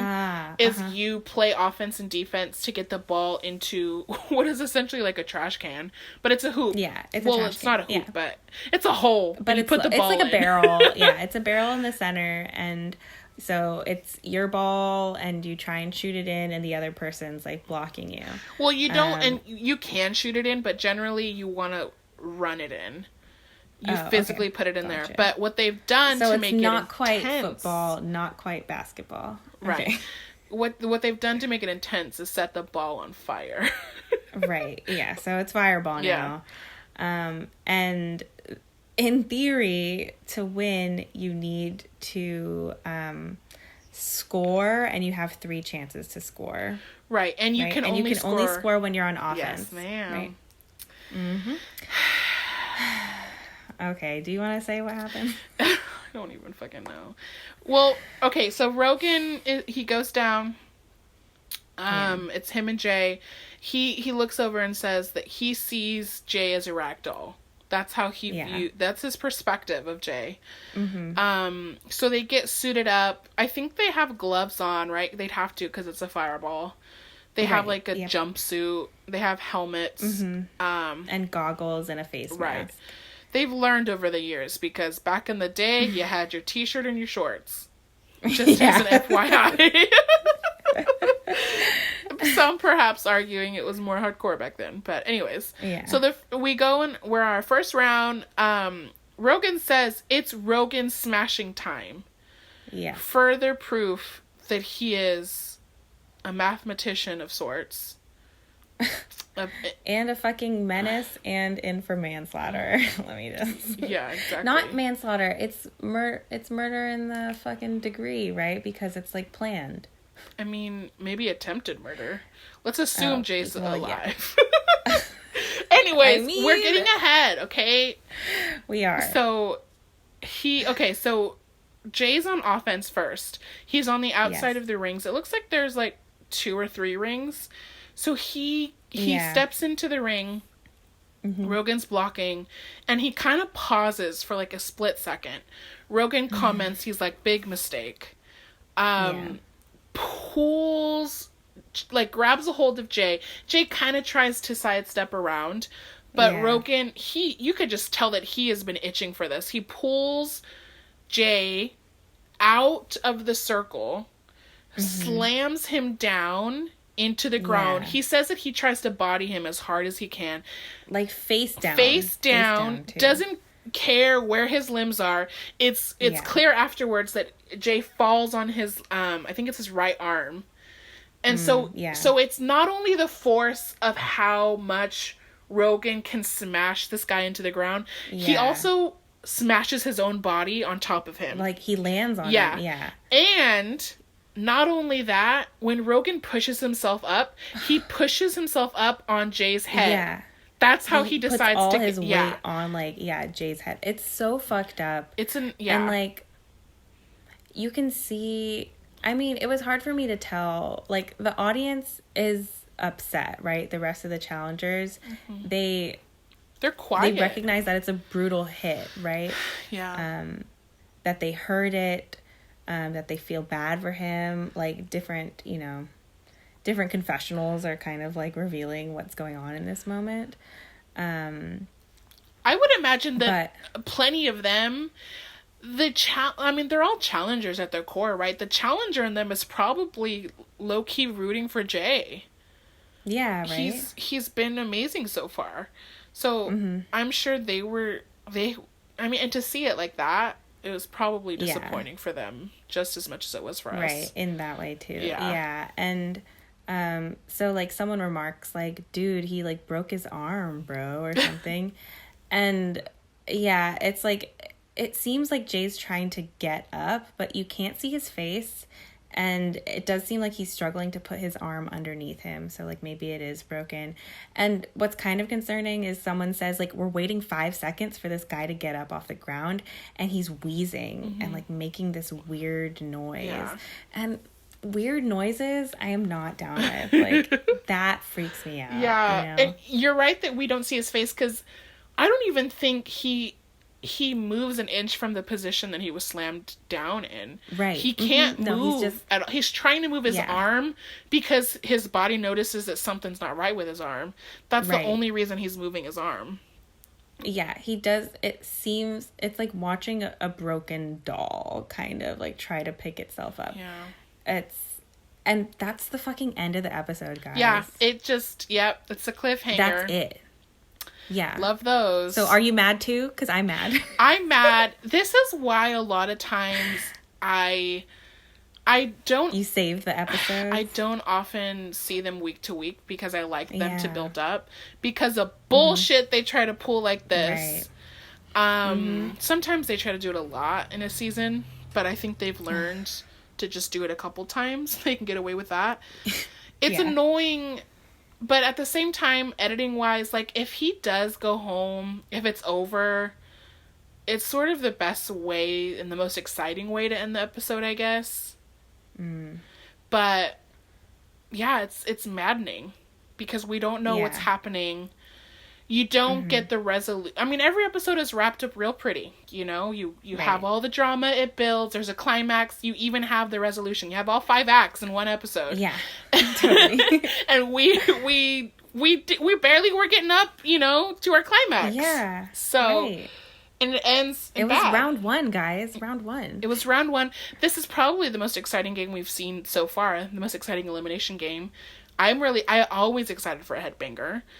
I wanted Jay to get his 3rd win. Right. I wanted Rogan to go home. We wanted all these things. And it ends in the middle of something that could have been great, but ended up disappointing because Rogan is kind of on top at this point. And that was like so unnecessary. Like, I just, you know, it made me think a lot about men. Is what this ending did. Right? Because, like, especially the way that he, like, puts his hand on that helmet, right, in getting back up. I was like, there is something going on here, you know? And I don't like it, guys. Yeah, and it harkens back to what we were saying earlier, where he doesn't have any skill, tact, talent, any of this. Yeah. He's just a rugby playing asshole who has spent his life being a little bit bigger than the average guy, adding muscle to it, throws people around. And fake tanner. Yeah, exactly. Wearing a little underwear. He's a stripper, FYI. Yeah. So, like... So he's insecure. So it's just, I mean, he's a caveman. He bonks people on the head and drags them over, and he gets joy out of it. He does look like a gorilla at the end of this. Yeah. And especially for him to get the win, not just in his gross body language, but also the way his face looks in that mask, where his like mustache is sticking out and his face is so red. It's just hideous. Like, this vision of manhood, I never want to see again. Yeah, and I mean, we can talk about what we think is going to happen, but regardless of what happens next, guarantee you that Rogan is going to use this slam as proof that he's some fantastic challenger, a fantastic man, a specimen of what we should all aim to be. Yeah. Did you see how I slammed him? No one's gonna mess with me now. Yeah. Like, just an ass. Like, and it also is not just gender specific, because it reminds me a lot of what Dee did with Ashley Stein in the beginning of the fucking episode. Totally. Yeah. They deserve each other, man. Lack of character. There we go. It's starting to make sense. Yeah. Hope they don't fucking breed. I mean, especially, Dee yelling, "Let's go, Rogie!" Like, get out of here with your lame ass. I'm tired of you guys. Clearly lots of emotions in this episode. It was big, guys. So, let me just tie in my dissertation against Rogan. It's the vocabulary he uses. I want to lay my hands on him. He's a ragdoll. Blah, blah, blah. Yeah. It's Rogan smashing time. This proves he's a caveman. He lacks intelligence. He lacks integrity. He lacks respect for another human being. He lacks that spirit of competition of, like, let me... even in Family Feud, they shake hands. Like, let's play a good game. Yeah. That's what you will learn separates challengers, regardless of talent, from those that you like and those that you don't like. You cannot respect someone that doesn't respect other people. You shouldn't, at least. Yeah. And then his strategy, he doesn't have any skill. He's, let me just smash him on the ground because I can. And then just his complete lack of respect with the helmet, with just the way that he doesn't even he doesn't rush over to see if he's okay. No, he just gets off of him and walks away. It's like a football match, like after they all fall into a pile. Yeah. And then you just get off each other, right? Because to be in a boy pile is a little too... That was... it's just... Fuck Rogan. It's lame, dude. Can we title this podcast, Fuck Rogan? Fuck Rogan. Fuck Rogan, fuck D. Yeah. Semicolon. Fuck Rogan, fuck D, 10,000%. So, anyways, predictions. Is Jay gonna get up? Do you think there's gonna be a round 2? No, I think, he could have easily, like, broken a collarbone, broken a rib, and something like that. And, no, he should not continue the game. So, let me ask you this, though. He has 2 red skulls. Yeah. He could go to the hospital. It could be something more. He got the wind knocked out of him, took a second to get up. They made it dramatic for editing, and he's okay in a few days. Because he has 2 red skulls, is he allowed to stay in the game, but they take a red skull? Do you think that's a possibility? I don't know. I feel like that would piss people off, and it's not gonna stop them from, like, voting him in again. Yeah, they're like, welcome back to the house. I see you have an arm brace. You're going in. Yeah. Dude. Yeah. Okay. Do you think they're gonna give Rogan that win, even though he didn't complete the elimination? That I'm not sure on, because that's like a procedural question, right? Like, how does the challenge as an institution deal with this kind of issue? And I don't know what the precedent is. Yeah, like, can they really think on their feet like that? Can they really be like, hey, that was messed up, like, we're gonna do something like this out of justice? I don't feel like they would. Well, out of justice, the producers are like, Team J. It's just like the rest of America. Like, Team J, Team Fuck Rogan. Team fuck Rogan is our team. So they have, in the past, I mean, this has happened in the past, people get injured and they go home. The other person is allowed to stay in the game. However, so I think Rogan will be allowed to stay in the game. However, right. We don't have this, we haven't had this Red Skull thing in the past where you're given the ticket to the final by winning an elimination. So it's possible that they are not going to grace him with a Red Skull. That would be, I think, the best case scenario. I don't think that Jay's coming back. I would love if Jay came back and he was victorious. But barring that, the best case scenario is Rogan doesn't get a Red Skull from this. I think that would be awesome. Because now he has to go against someone else. I mean, he's probably going to pick Swaggy C, but fuck. Fucking break his ribs too. Yeah. He's small. No, I would love for it to be the fucking same equation. Elimination Swaggy C versus Rogan. The same equation that Rogan fucked up earlier. Yeah. In the challenge of this episode. I would love that. Yeah. Be like, goodbye, bitch. You're a dumbass. Yeah, I think the only justice we can hope for is that Rogan doesn't get a Red Skull. Because if he gets a Red Skull from this, he's just gonna bank his career on, I took a guy down with one hit. Don't mess with me. And it's just... I boycott Rogan. I'm scared. Team boycott Rogan. He sucks. He sucks. Yeah, they did show a preview. Nothing in the preview for next episode like had to do with the Jay Rogan stuff. It was all like Jenna and the challenge. Yeah. So I don't know. There's some drama with Jenna and Zach, and Jenna threatens that she's gonna go home. Yep. And Bailey hates Jordan for some reason. It's easy to hate Jordan. Everybody hates. I mean, at some point you just have to get over it, because it's not gonna hurt him. It's only hurting you. Yeah, that's a lot. So Bailey. that was the episode. It was. Yeah. There's so many emotions that go in with it. There's a lot. No, I felt heavy with them. I still feel heavy with them now. I know. I'm gonna, I didn't check like Jay's social media to see if there was anything I could glean from like, is he okay? I try not to do that. I don't like to shake my Christmas presents before I open them. I just like to open it. Exactly. But I did hear, I was on the Reddit page a little bit, and I did hear that Jay mentioned about the elimination that he was under the impression that Rogan could not step into the third tier of the ropes. Oh. So that's why he paused there. Interesting. I did not read the tweet or the interview or whatever. I just, it was someone's comment that they heard that. So, it could be false, but that's... To explain a bit more. Yeah. But I listened my second time around and I didn't hear TJ say that specifically. Yeah. So, I mean, TJ has fucked people up after they're like, yeah, I won, blah, and then TJ's like, sorry, you're DQ'd, fuck you. Those are my favorite moments.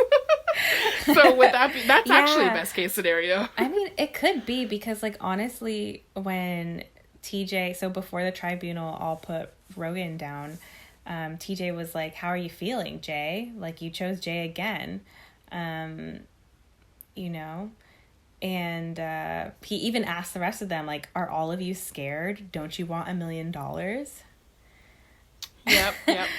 And, like, you guys better step it up. You don't know how many opportunities you'll have to earn my Red Skull to get into my final. Yeah. Right? Yeah, and, I wish that they had controlled it a little bit better in terms of the eliminations and said, like, I wish that you couldn't see the game before you were voted in. Like, I wish that the tribunal would vote them in before they got to the arena.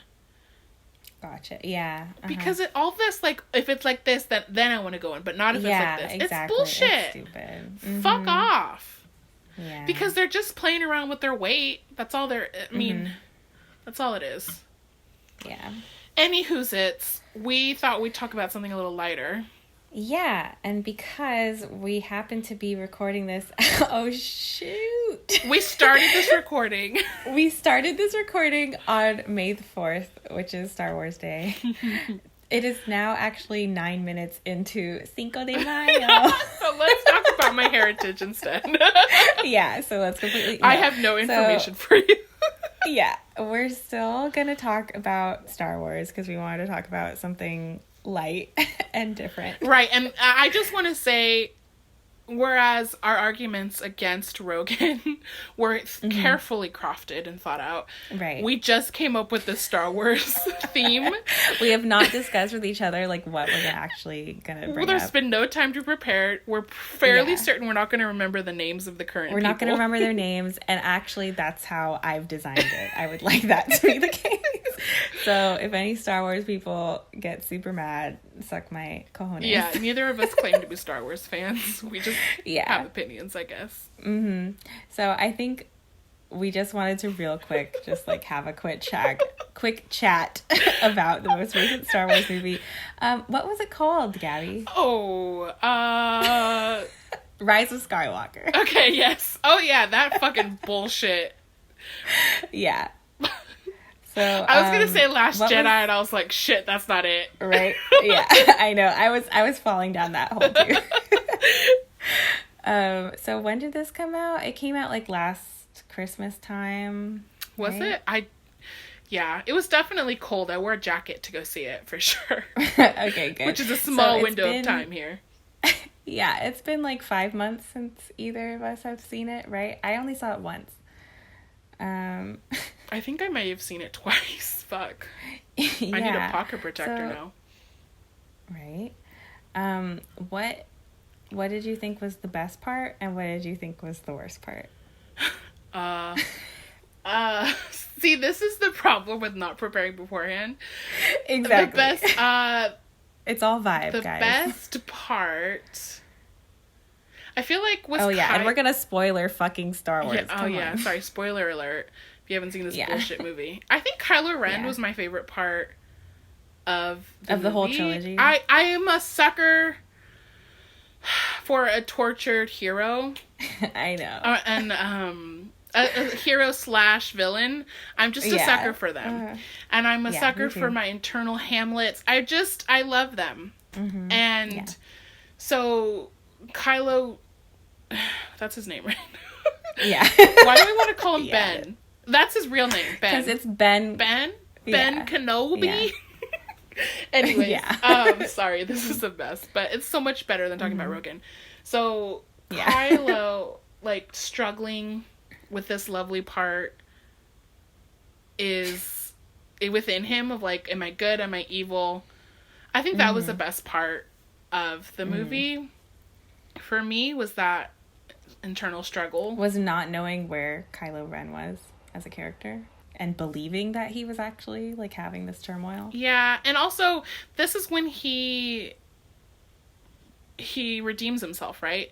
There's, like, that big scene over some water or something, and he, like, doesn't kill Rey, and then he's redeemed. And his mom comes to him, Leia, lovely Leia. Yeah. She comes to him, and he's just redeemed, which is great. We love redemption. I also want to notate, and this is probably something that a lot of people hate about the movie, but I loved hearing all of the past Jedi's voices and stuff in Rey's head at the end. Yeah, I love that. And I was like listening, and then I just, you're like, oh, that's Obi-Wan, and oh, that's Anakin, and I thought that was cool. I liked that, especially because it was like, actually, I feel like this Star Wars trilogy in particular has gotten a lot of flack for, like, the importance of, like, Easter eggs, or they call them Easter eggs, but it's just, like, nods to the established canon. Right? So, like, having Chewie in, having whatever his name is. Han Solo? Han Solo. Yeah. I was like, thank God, because I don't know any of the other... No, thank you for getting in there. Yeah. Shit like that. We're not qualified to talk about this at all. I know, exactly. People hating on are they the Pogs or the Wargs? I have no clue what you're talking about. Those little, like, the toys from the second right, movie. yeah. Yeah, the little, like, the big-ass guys. eyes, yeah. Yeah. Mm-hmm. You know, people have strong opinions about, like, can you introduce something new into, like, the Star Wars culture, right? And, yeah, so I think this was actually a callback that made sense from a plot. The voices and such. Perspective. Yeah. The thing about Star Wars fans, they're never happy. Like, there's been 3 installments of this bullshit. They were mad at the second one.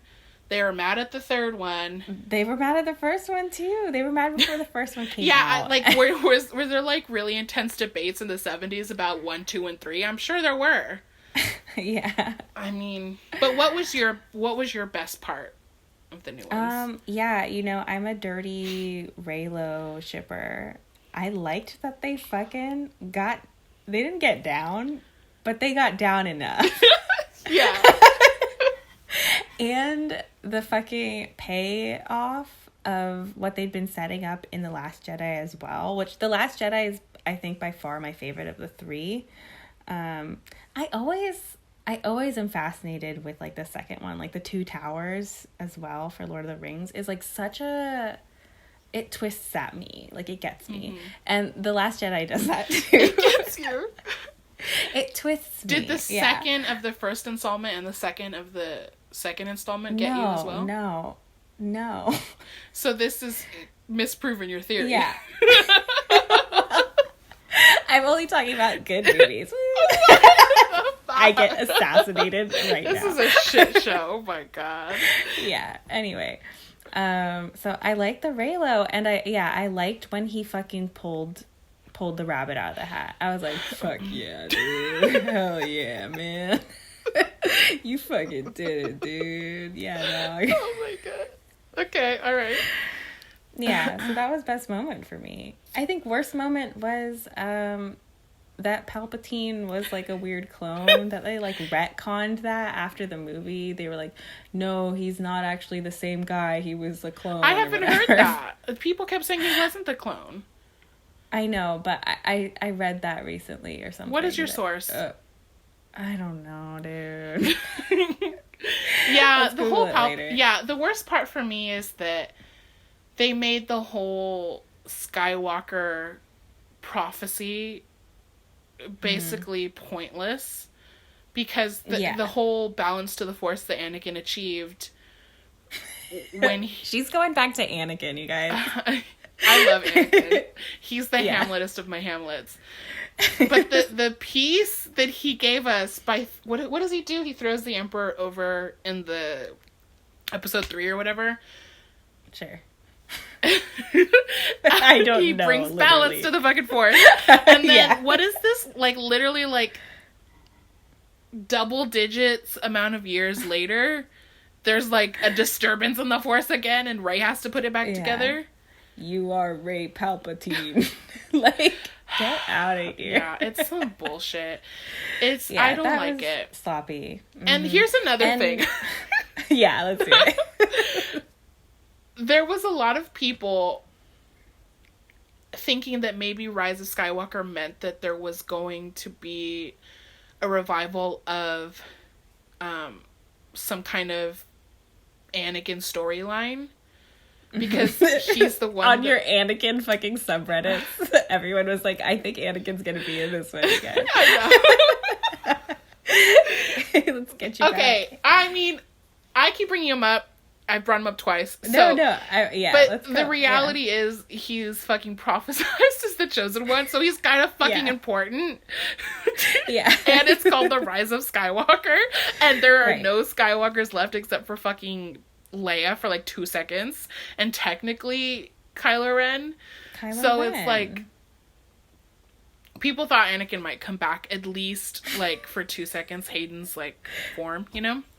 And he didn't. Was his voice? Yeah, there's, like, 2 or 3 sound bites of his. Right, yeah. He says at one point, bring balance as I did, Rey, or something.